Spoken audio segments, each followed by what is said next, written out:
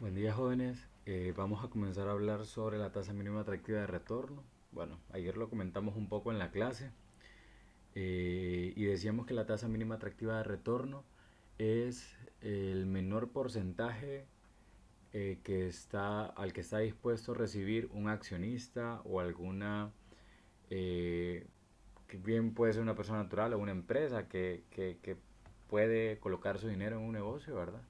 Pero esta es la menor tasa a la que esta persona estaría dispuesta a recibir y por lo tanto brindar dinero para que un negocio se realice.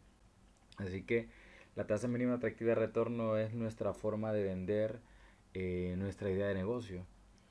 Y debemos desde muy temprano estar conscientes de a cuánto asciende este valor con la intención de saber si vamos a lograr o no una fuente de financiamiento.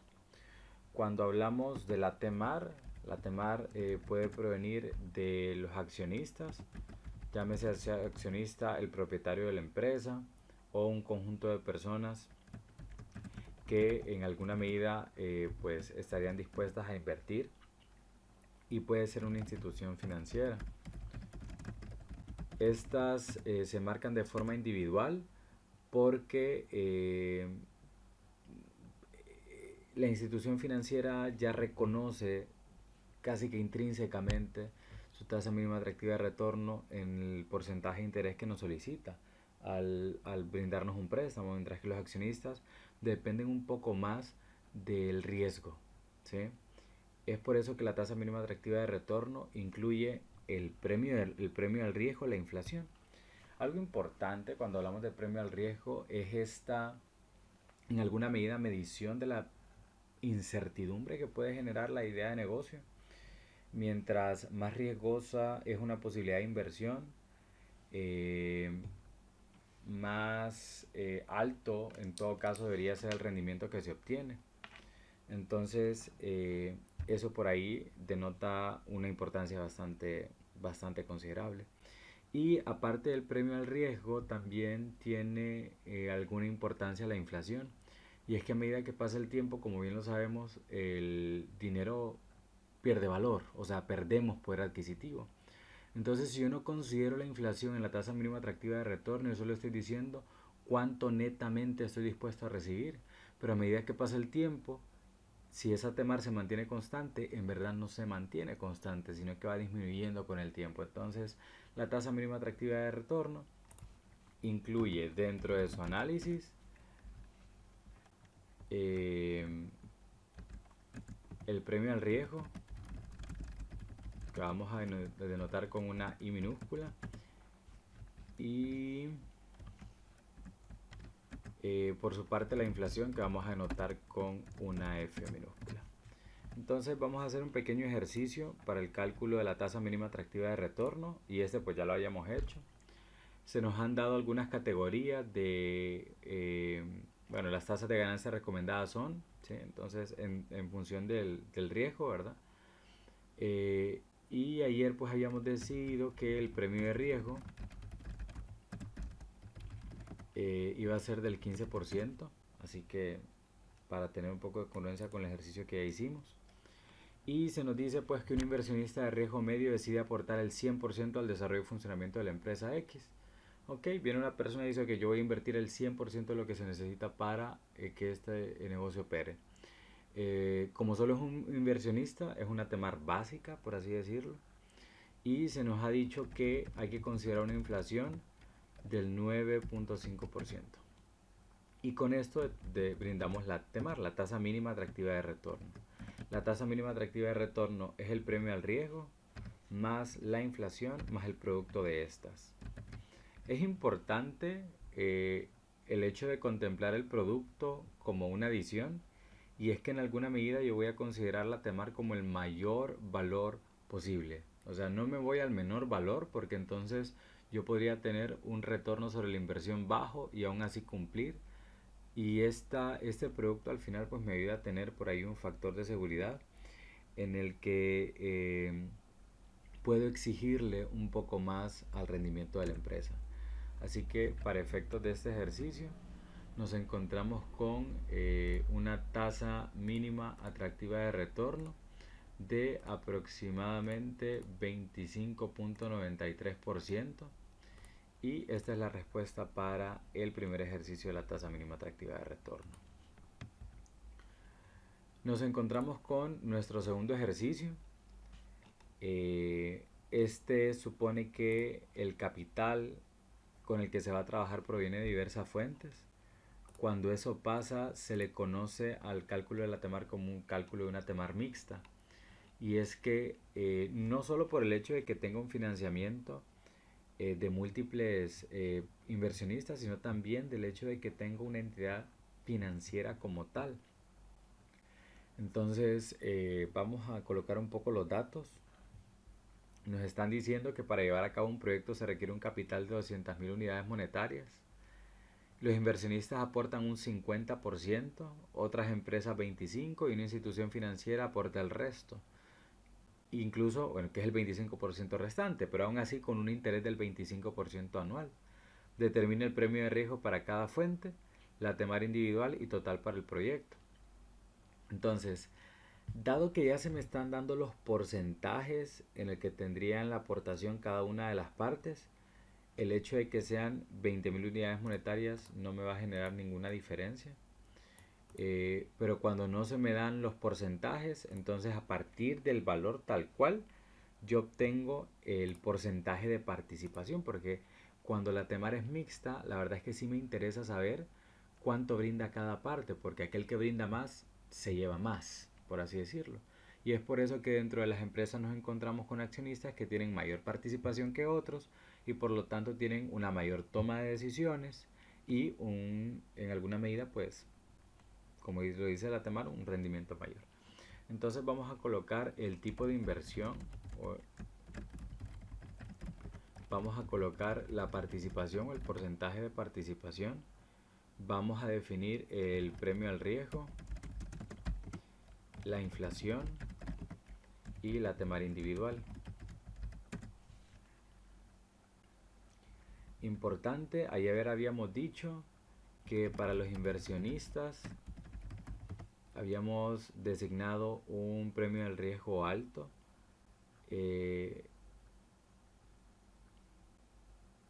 Así que a este le vamos a asignar bien un 22%. A las otras empresas dijimos por ahí un premio al riesgo medio, así que le voy a asignar 17.5. Y ya tengo mis premios al riesgo. Ojo, normalmente esta información se nos tiene que dar porque hay un análisis detrás de la definición del premio al riesgo que por los momentos no nos compete.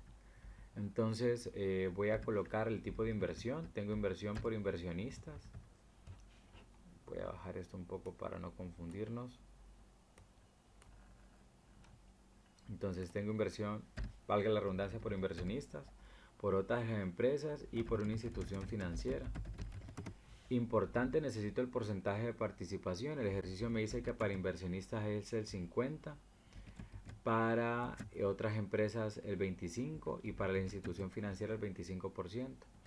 La sumatoria de la participación es la unidad o el 100%, y esto es importante. Yo puedo tener 5, 10, 15 y a cada uno le voy a asignar un porcentaje de participación en el que al final el total me dé 100. El premio al riesgo, pues para los inversionistas el 20%, para otras empresas el 17.50. Y para la institución financiera la verdad es que no necesito un premio al riesgo, no necesito la inflación. Lo que voy a considerar en todo caso para estas es la tasa de interés, que es del 25%.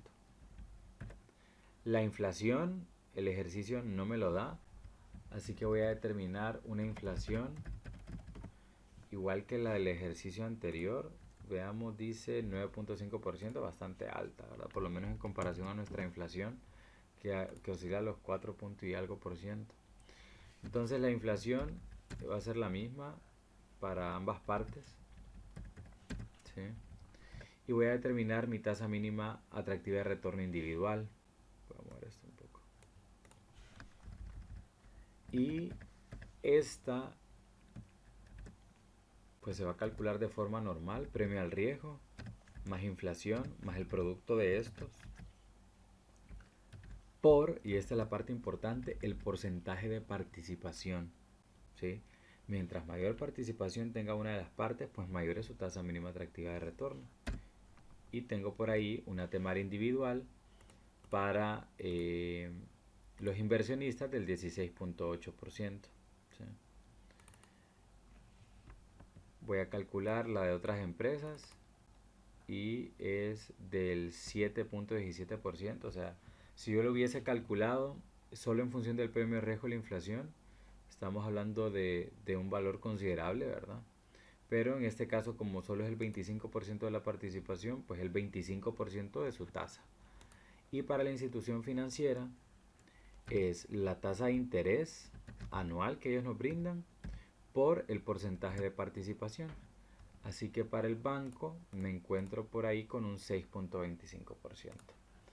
Y estas son mis temarias individuales. Ahora, ¿cómo calculo la temar total del proyecto? ¿Sí? La temar total va a estar en función de cómo se comportaron las temarias individuales. Y es la sumatoria de todas las temarias individuales que le competen a las partes dentro del ejercicio. En este caso tengo una tasa mínima atractiva de retorno total del 30.21%. Y esa es la forma en la que se hace el cálculo de una temar mixta.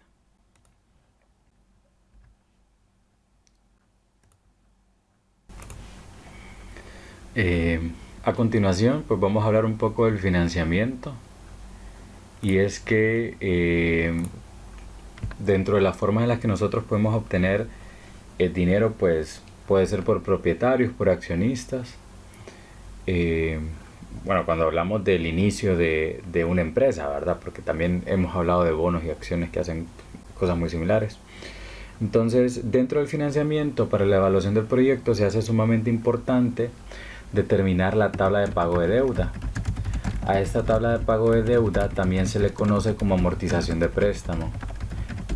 Esta tabla lo que trata de hacer, o bueno, no lo que trata de hacer, lo que hace en verdad, es definir cuánto es lo que nosotros pagaríamos, puede ser de forma mensual o anual, a partir de un interés en un número de periodos definidos.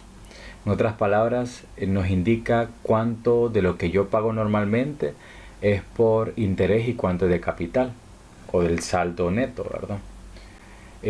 Algo importante es que existen tres tipos de amortización de préstamo. Tenemos el método francés, el alemán y el americano. Cada uno pues tiene sus características, ¿verdad? Uno de ellos, o el americano, pues paga el interés al final de todos los periodos, por ejemplo. En el método alemán,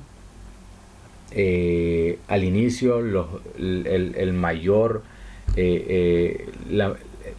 la mayor porción de la cuota es para el pago principal o al capital, así que paga menos intereses al inicio. En el método alemán, de hecho, el 50% del tiempo se ha pagado el 50% de la deuda neta o el capital. Pero lo que nosotros utilizamos en verdad es el método francés. El método francés para amortización también se conoce como el método de cuota fija.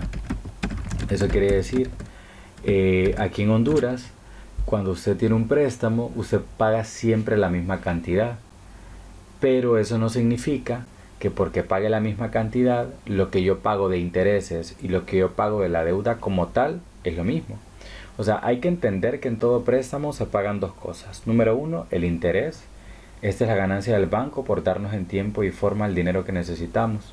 Y el capital, que es en verdad lo que yo solicito. O sea, yo puedo ir al banco y solicitar, qué sé yo, 1000 empiras de préstamo.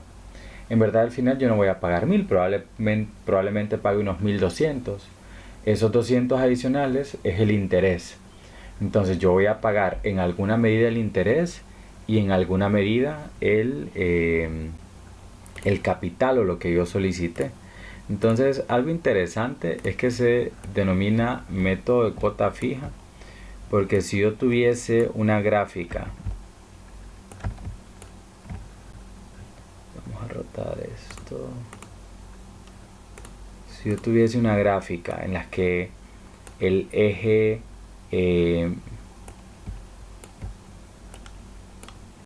Y es dinero y el eje X es el tiempo, yo voy a pagar todos los meses o todos los años exactamente el mismo valor. Este no va a cambiar nunca, ¿sí? Pero internamente, desde el 0 hasta ese valor, que es la cuota fija que yo pago todos los años o todos los meses exactamente el mismo valor, en verdad se divide en dos porciones, ¿sí? Una de ellas pues es el interés, que al inicio es alto o tiende a ser alto y a medida que pasa el tiempo pues va reduciéndose. Y la otra parte pues le corresponde específicamente a la deuda de capital. Entonces al inicio de los periodos el capital que yo pago es muy poco y a medida que pasa el tiempo va incrementando. Entonces si se percatan, yo tengo exactamente el mismo valor o la misma cuota que voy a pagar al mes o al año, pero al inicio mis intereses son bien altos y a medida que pasa el tiempo se van disminuyendo. Al inicio el capital o lo que yo pago por la deuda como tal es poco, pero a medida que pasa el tiempo se va haciendo más. Y esa es la característica del método francés. Ahora, ¿qué características importantes se resaltan? Pues que a la mitad del tiempo del préstamo, la entidad financiera ha recuperado prácticamente el 50% del interés. En otras palabras, lo que le interesa pues lo ha recibido mucho, ¿verdad? Porque se han hecho investigaciones en las que se enuncian que en la primera mitad del periodo del préstamo la gente tiende a pagar de forma correcta o cabalmente, ¿verdad? De en adelante pues tiende a fluctuar. Entonces este es el método que nosotros normalmente utilizamos. Entonces vamos a hacer un pequeño ejercicio. Cabe mencionar que este ejercicio puede hacerse de forma manual y de hecho cuando se hace así toma en consideración aquello que nosotros llamamos como serie uniforme a partir de valor presente y solo con esa expresión es suficiente para trazar todo nuestro cuadro de amortización. Pero bueno, Excel también lo hace de una forma muy sencilla, así que así es como nosotros lo vamos a realizar. Para ello pues siempre es importante saber cuánto es lo que se solicita como préstamo y a eso se le va a llamar valor actual. En este caso son 20 millones, ¿sí? O sea, 20 millones de unidades monetarias, cualquiera que sea su unidad, ¿sí? Se me dice, bueno, al iniciar sus operaciones una empresa pide prestado 20 millones a una institución bancaria a una tasa preferencial de interés, a eso le vamos a llamar tasa, y me dice que es del 36.5%. No me dice la temporización, así que lo considero anual, ¿sí? Una tasa nominal del 36.5%. Y como me están diciendo que el plazo es a 5 años, tengo un número de periodos de 5 años. Y el interés que se paga se capitaliza anualmente sobre saldos insolutos. Eso quiere decir que la capitalización del efectivo es anual. Y pues también vamos a considerar un periodo de pago anual. Eso quiere decir que para este ejercicio el 36.5% es efectivo, ¿sí? Una tasa efectiva. Entonces a continuación vamos a trazar nuestro cuadro en el que lo primero que vamos a colocar es el periodo, seguido de el pago a interés,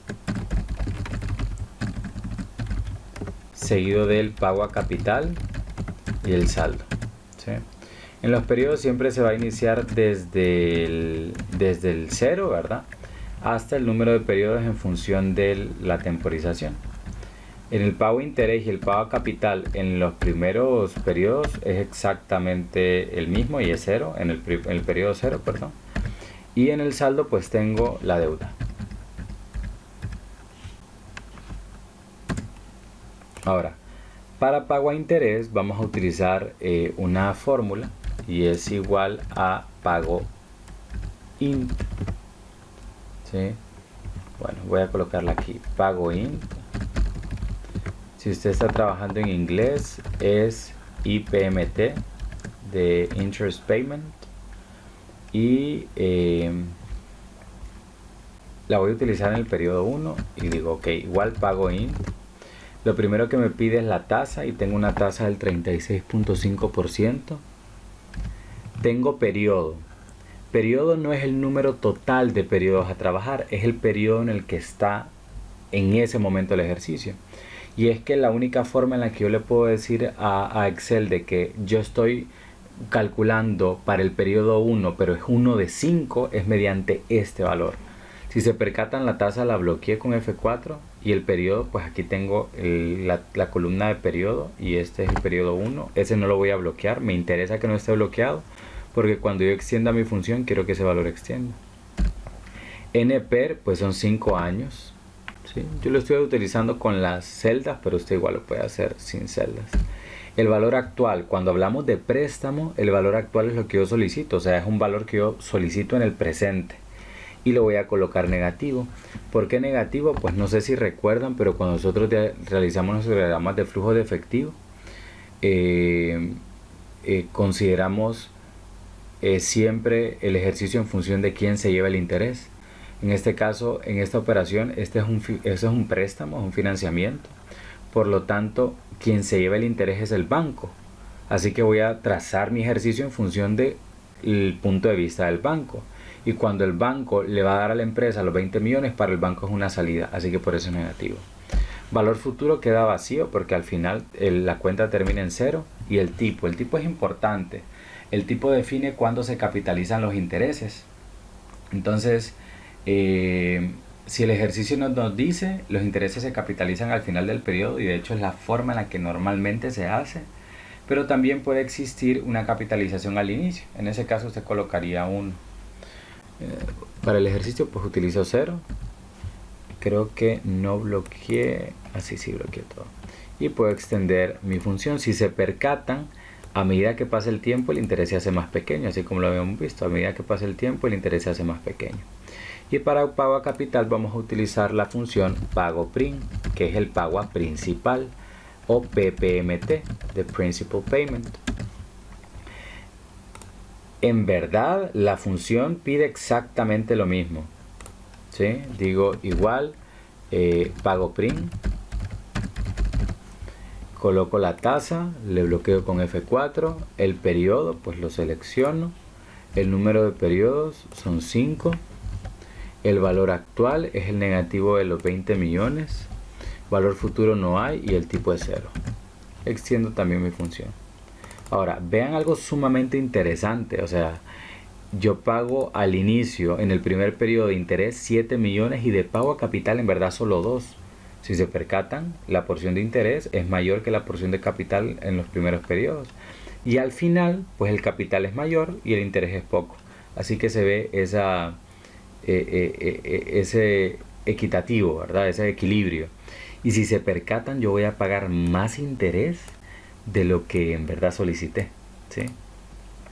Ahora, para el saldo, si se percatan, el ejercicio dice, bueno, el interés se capitaliza anualmente sobre saldos insolutos. Eso es lo que hicimos aquí. Esta expresión tiene un poco más de definición cuando uno lo hace a mano, pero bueno, el saldo va a ser igual. Por definición, el saldo es la deuda inicial menos los pagos a capital acumulados. Así que digo, es el saldo inicial y le voy a dar F4 menos los pagos acumulados a capital. Así que voy a sumar los pagos a capital que he hecho. Y voy a seleccionar mi pago a capital y luego voy a dar 2 puntos para que me aparezca el mismo valor y cierro paréntesis. Y al primero de ellos le voy a dar F4. ¿Con qué intención? Con la intención de que al extender la función, ¿sí?, se me va generando una agrupación de pago a capital, que es lo que la definición marca como el acumulado de los pagos a capitales. Y yo sé que este cuadro está correcto o que mi amortización es correcta porque al final en el saldo tengo 0. O sea, una vez que yo hice mi última cuota, mi último pago de cuota, yo quedé sin deuda.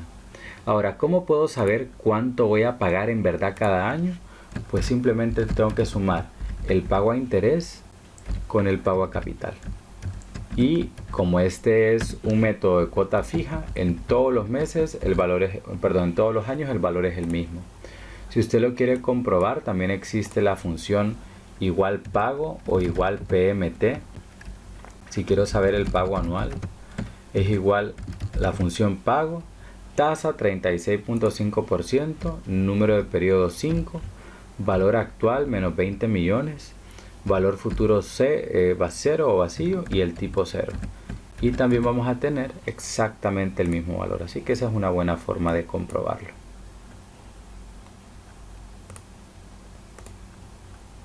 Ahora bien, una vez que ya vimos cómo realizar nuestro cuadro de amortización de préstamo, bueno, algo importante es que usted puede hacer este cuadro de amortización. Si usted quiere ir al banco y solicitar un préstamo, este es exactamente el mismo cuadro. Lo único que tal vez cambiaría es que tal vez los periodos son mensuales, así que usted tiene que dividir su tasa entre el número de periodos en el año, ¿verdad? Sí. Y algo importante es que cuando nosotros solicitamos un préstamo, hay un porcentaje que no recibimos de lo que solicitamos por gastos de papelería y temas legales, que normalmente puede oscilar entre el 4 y el 7% del total de lo que usted pide, que si nos ponemos a pensar puede ser algo considerable, ¿verdad? Y pues a la cuota siempre se le asuma un seguro, ¿verdad? En función de garantizarle a la institución financiera que incluso cuando usted no pueda pagar por temas de alguna deficiencia o malestar económico o por el caso de muerte, usted pues pueda cubrirlo, ¿verdad? Así es como las instituciones financieras se guardan en salud. Ahora,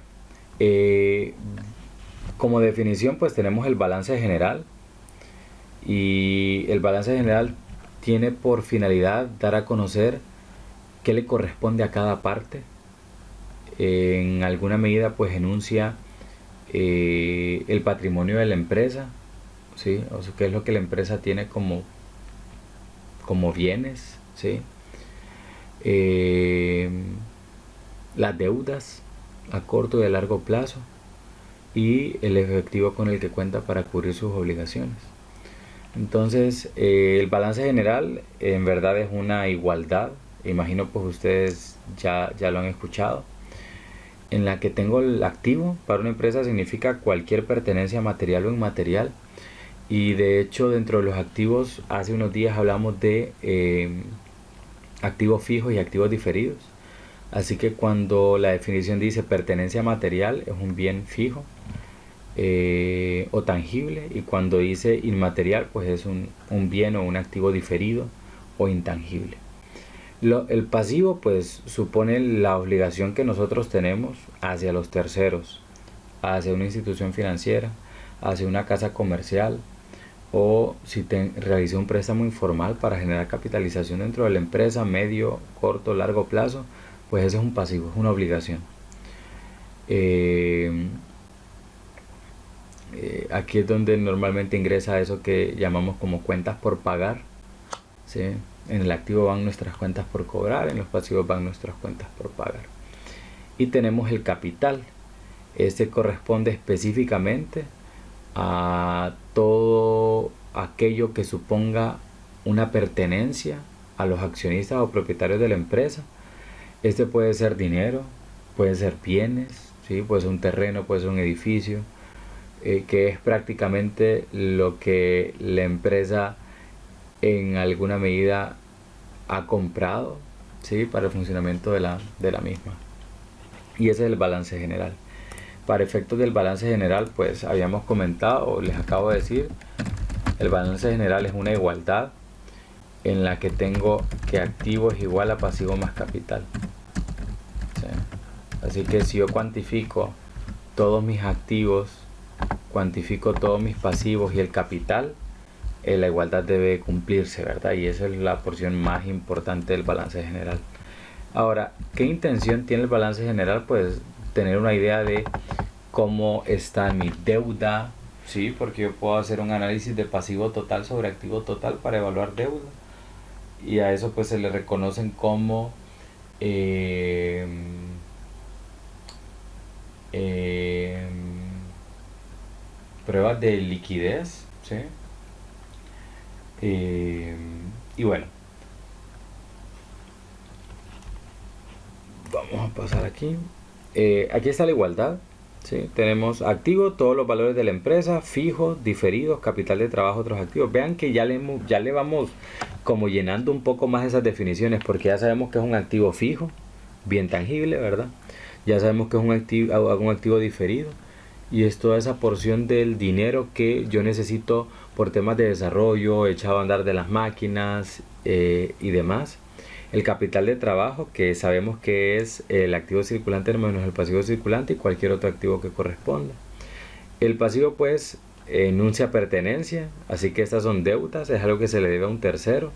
Y el capital pues todo aquello que le compete a los accionistas, propietarios de la empresa. Y este es un ejemplo de un balance general. En este balance pues nos encontramos con a la izquierda toda la porción que le corresponde a lo activo, y a la derecha pues nos encontramos a la porción de los pasivos o pasivos más capital.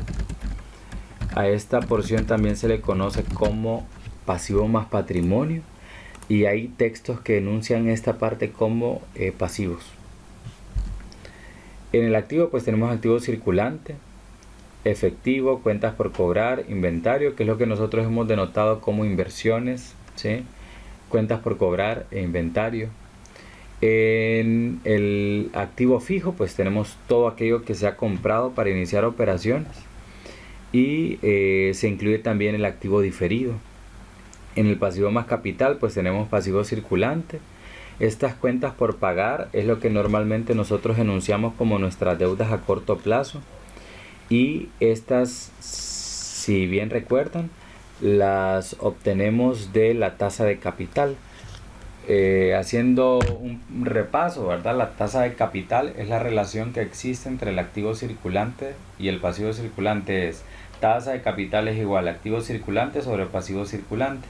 Y esta, para empresas que ya existen o que están trabajando, debe ser mayor o igual a 2.5. Para nuevas empresas mayor o igual que 3. Así que de ahí obtenemos nuestro pasivo circulante.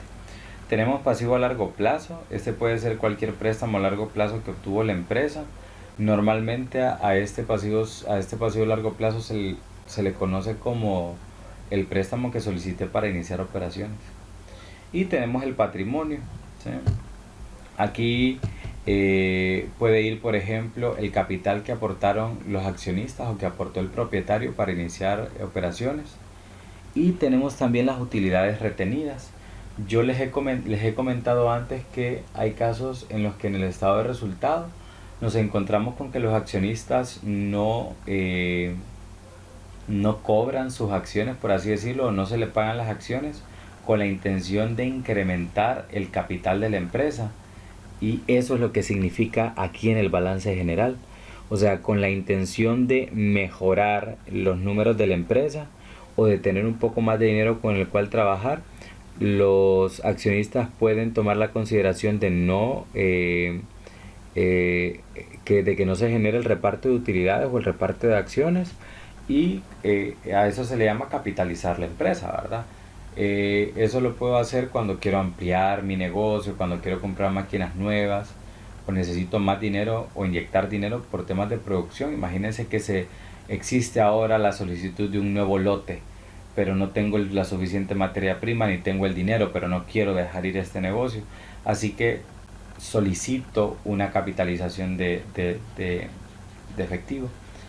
Y eso se puede, no necesariamente supone de que el accionista tiene que salir corriendo a sacar su dinero de la bolsa, sino que se puede tomar en consideración el no reparto de utilidades en algún periodo para que se pueda capitalizar mejor la empresa.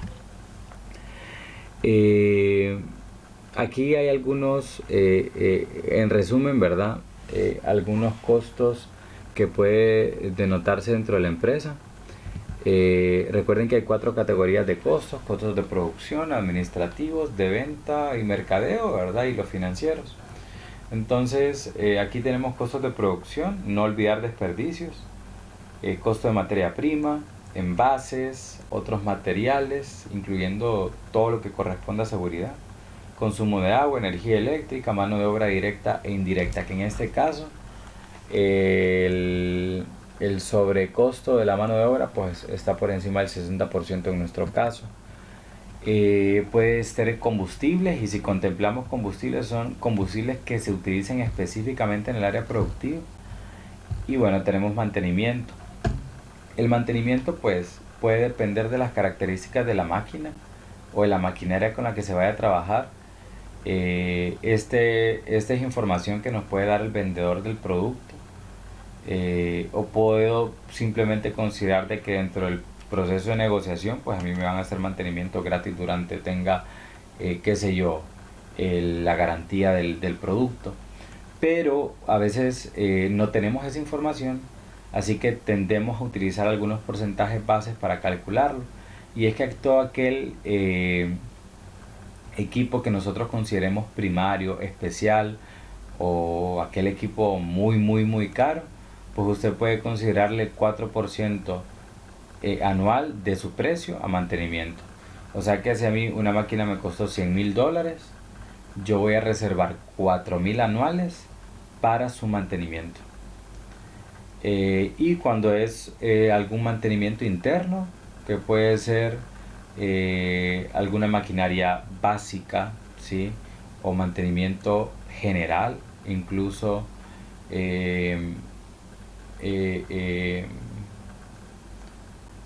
las impresoras, las computadoras, equipos muy básicos, ¿verdad? A estos se les calcula en función del 2%. En otras palabras, yo voy a generar costos anuales por mantenimiento de este equipo del 2% de su costo total, y este no se ve afectado por la depreciación, al contrario, o sea, no se va a ver reducido por la depreciación, al contrario, ¿verdad? Puede incrementar. Costo de control de calidad. Aquí simplemente hay que evaluar si el control de calidad se va a realizar de forma interna o externa. De ser interno, pues necesito un espacio, necesito maquinaria, necesito personal. Y si es externo, pues lo que se requiere es una cotización de cuánto me va a costar estar enviando pruebas o muestras y que me estén ensayando productos. Y bueno, por efectos de cargos de depreciación, tenemos por aquí nuestro valor residual, que es lo que yo les comentaba como nuestro valor de rescate, ¿verdad? Y este pues es el 1%. Recordemos que este valor residual, o este 1%, es esa porción del bien que nunca se va a depreciar, con la intención de no afectar el patrimonio de la empresa, por muy vago que eso parezca, porque es solo el 1% del total del bien. Presupuesto de gastos de administración. En la parte administrativa pues hay que contemplar los salarios del personal y sus sobrecostos, los gastos de oficina, todo lo que sea papelería o utilería básica, internet, teléfono, pago de viáticos, limpieza, vigilancia, eso normalmente se consideran gastos de administración.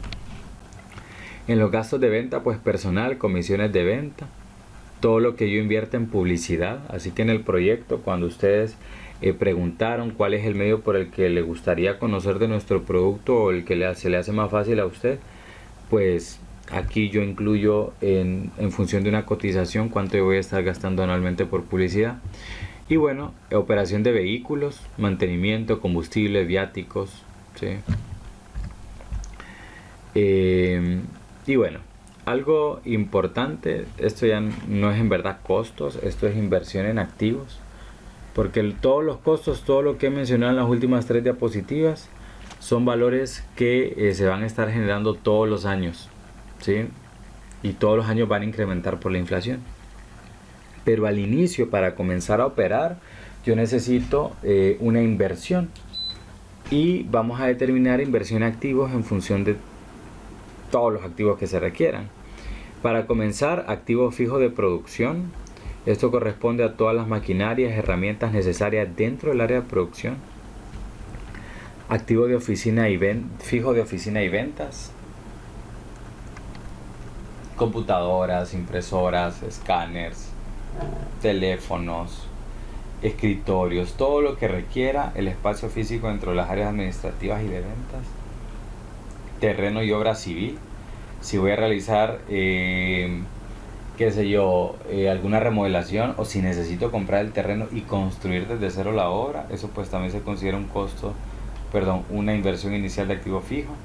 Y para los activos diferidos, si recordamos, el activo diferido es toda aquella parte intangible dentro de los costos, bien sea por pago de patentes, ¿sí?, o contratos que se han realizado en el pasado. Pero también se habla de activos diferidos como la cantidad de dinero que yo necesito en función de algo, ¿sí?, en función de algo, para echar a andar mi maquinaria y tener todo listo para comenzar a operar. O sea, una vez que yo ya pasé por la inversión en activos fijos y diferidos, a mí lo único que me hace falta es comprar materia prima, tener personal y comenzar a trabajar. Para la inversión en activo diferido, normalmente hablamos de tres partes. La primera es la planeación e integración del proyecto. Cuando hablamos de planeación e integración del proyecto, es toda la parte de planificación y logística para montado de las máquinas, ingresos, trabajo neto de las máquinas, ¿verdad? Y este es el 3% de la inversión total sin incluir activo diferido. En otras palabras, es el 3% del valor total de la inversión inicial en activo fijo. La ingeniería del proyecto es el 3.5%, ¿sí? Cuando hablamos de ingeniería del proyecto, pues así, aquí ya hablo de el contratar personas, ¿sí?, especialistas, para que me calibren y me dejen todo listo, ¿sí? Es el 3.5% de la inversión en activos de producción. Dado que ingeniería del proyecto es específicamente del área productiva, es el 3.5% del total en activos fijos de producción únicamente. Y tenemos supervisión del proyecto, son 4, perdón. Supervisión del proyecto.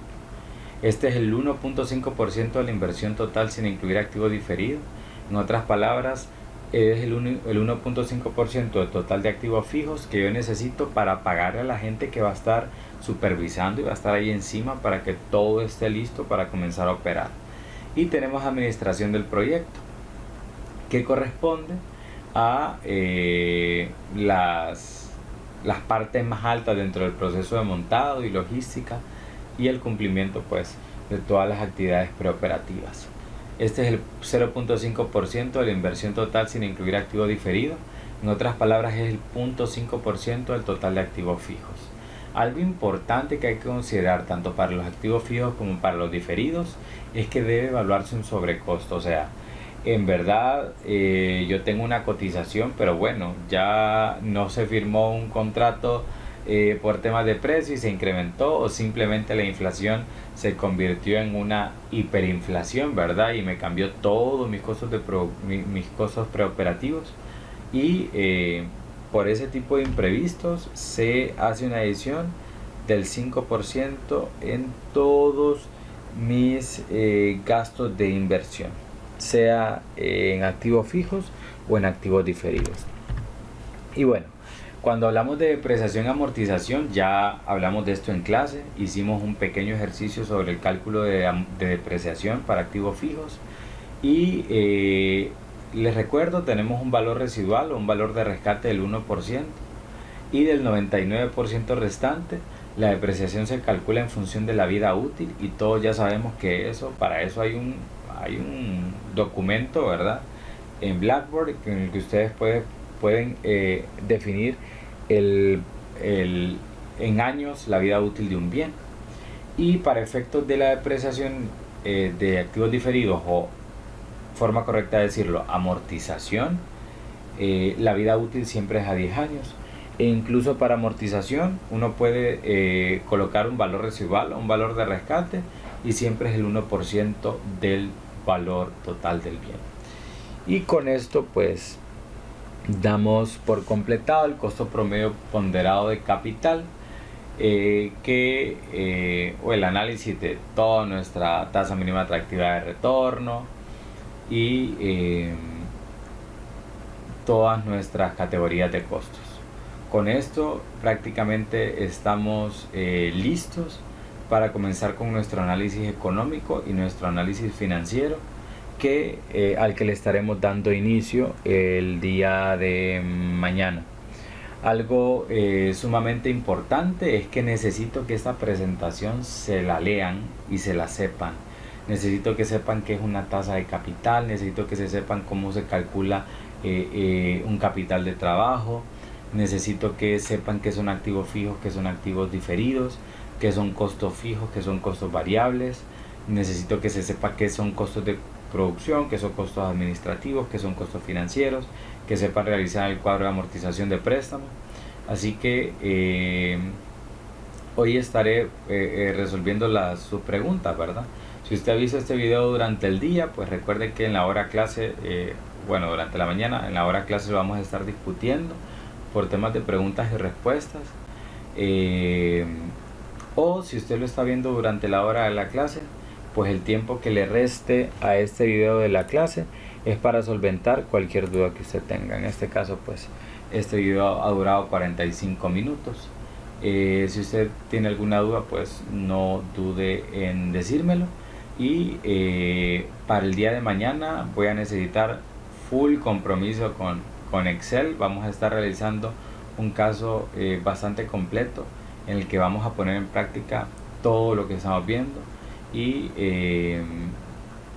voy a tratar de dividirlo en unas 2 o 3 partes máximo que usted pueda ver durante esta semana, para que los primeros 2 días de la próxima pues pueda avanzar en el proyecto y solventar cualquier duda. Así que esta pues va a ser una semana un poco cargada.